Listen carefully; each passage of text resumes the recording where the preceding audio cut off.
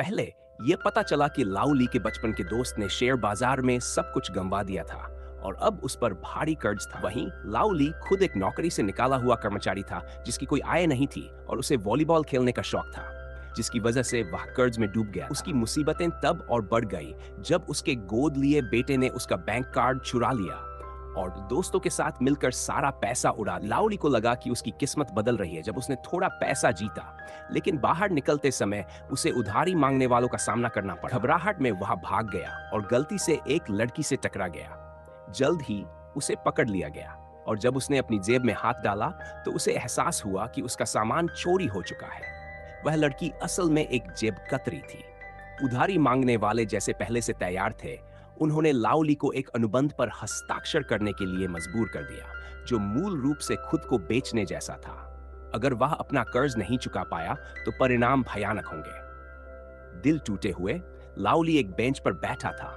तभी एक रहस्यमय आदमी उसके पास आया और उसे एक साधारण खेल खेलने का न्योता दिया। ये एक परिचित खेल था जिसे हिट के दशक के लोग जानते थे। अगर लाओ ली जीत गया तो उसे अनलाख युआन मिलते, हारने पर उसे एक थप्पड़ पड़ता। लाओ ली जैसे जुआरी के लिए यह सुनहरा मौका था, लेकिन जल्द ही उसने बार बार हारकर वास्तविकता का सामना किया। गुस्से में उसने पलटवार करने की कोशिश की, लेकिन उस आदमी ने उसका हाथ पकड़ लिया और उसे अनलाख युआन पकड़ा दिए। ये देखकर कि आदमी ने सचमुच पैसे दिए, लाओ ली को हैरानी हुई। उस आदमी ने फिर उसे एक और बड़ा मौका दिया, जहां जीतने से न केवल उसका कर्ज माफ हो सकता था, बल्कि उसकी पूरी जिंदगी बदल सकती थी। जाते समय वह आदमी एक विजिटिंग कार्ड छोड़ गया। घर लौटते समय लाओ ली एक मछली की दुकान के पास से गुजरा। यह दुकान उसके बचपन के दोस्त की मां की थी, जो कई सालों से अपने बेटे की वापसी का इंतजार कर रही थी। उस रात लाओ ली सो नहीं सका, सोचता रहा कि यह शायद उसका आखिरी मौका है। अगले दिन सुबह उसने कार्ड पर दिए गए नंबर पर कॉल किया। जल्द ही एक वैन आई और लाओ ली कुछ बोल पाता उससे पहले उसे एक अजीब गैस के जरिए बेहोश कर दिया गया। जब वह जागा तो उसने खुद को एक बड़े खाली मैदान में पाया। लाल कपड़ों में एक व्यक्ति ने खेल की शर्तें बताई। जीतने पर आपका कर्ज चाहे कितना भी बड़ा हो माफ हो जाएगा। यह सुनकर सभी ने उत्साह से भाग लेने की सहमति दी।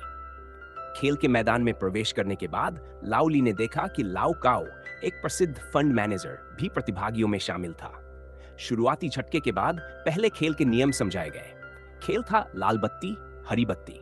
केवल तब चलने की अनुमति थी जब हरी बत्ती बोली जाए, अन्यथा किसी भी हरकत पर तुरंत अयोग्य घोषित कर दिया जाता। शुरुआत में कोई भी हिलने की हिम्मत नहीं कर रहा था, लेकिन जब एक बुजुर्ग व्यक्ति ने आत्मविश्वास से कदम बढ़ाया तो बाकी ने भी उसका अनुसरण किया। लाओ ली भीड़ में दब गया और लाओ काओ ने उसे चेतावनी दी कि दूसरों के बीच छिपे रहने से उसकी पहचान नहीं होगी।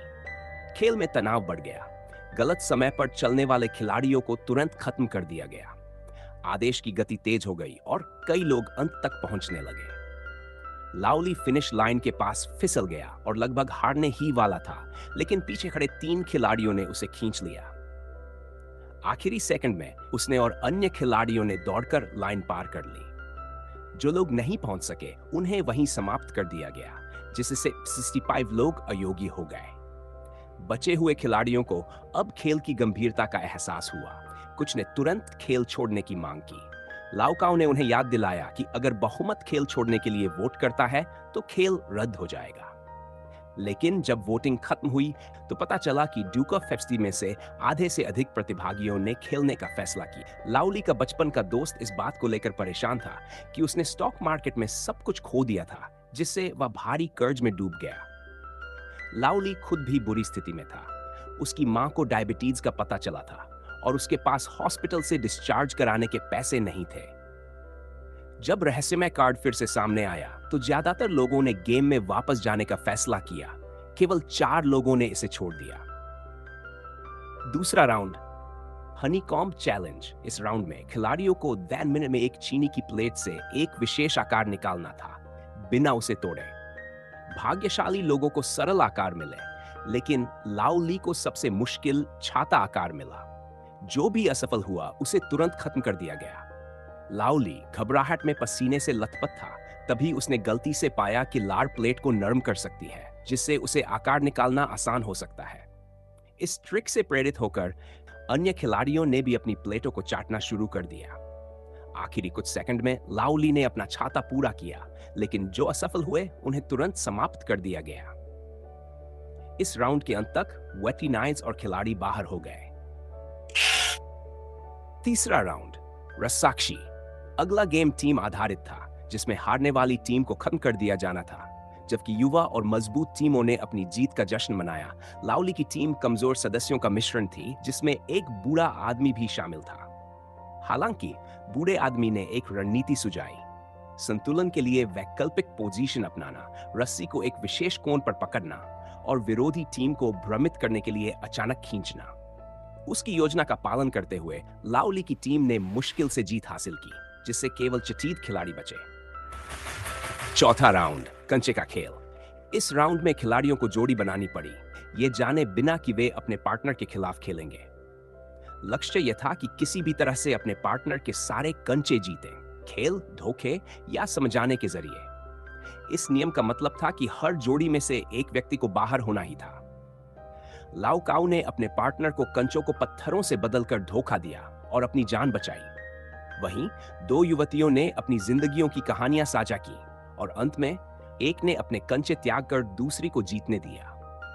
लाओ ली, जो बूढ़े आदमी के साथ जोड़ी में था, तब निराश हो गया जब बूढ़े ने दिखावा किया कि उसने अपने कंचे खो दिए हैं।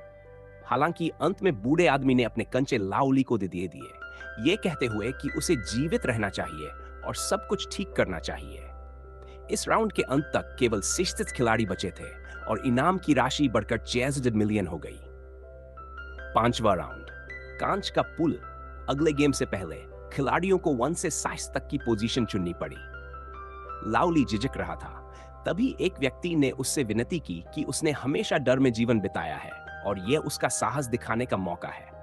लाओ ली दयालुता दिखाते हुए उसे पहले पोजीशन चुनने की अनुमति दे दी। इस गेम में एक कांच का पुल पार करना था, जिसमें कुछ पैनल मजबूत कांच टेम्पर्ड ग्लास के थे और कुछ साधारण कांच खेने जो किसी भी वजन से टूट जाते।